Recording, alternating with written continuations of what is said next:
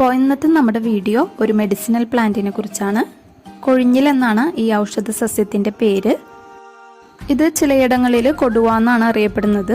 കാളക്കൊമ്പ് എന്ന പേര് ഇതിനുണ്ട്. ഇതിൻ്റെ ഇലകൾ പൊട്ടിക്കുമ്പോൾ കൊമ്പ് പോലുള്ളൊരു ഷേപ്പാണ്.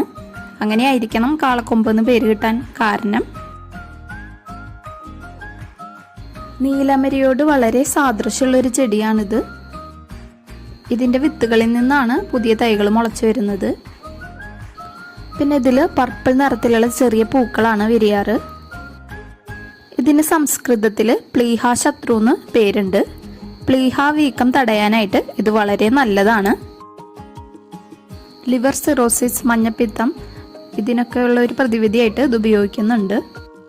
ന്യൂമോണിയ മൂലമുണ്ടാകുന്ന കഫക്കെട്ടിന് ഇത് വളരെ നല്ലതാണ്. പണ്ടൊക്കെ വിഷചികിത്സയ്ക്കായിട്ട് ഇത് ഉപയോഗിച്ചിരുന്നു.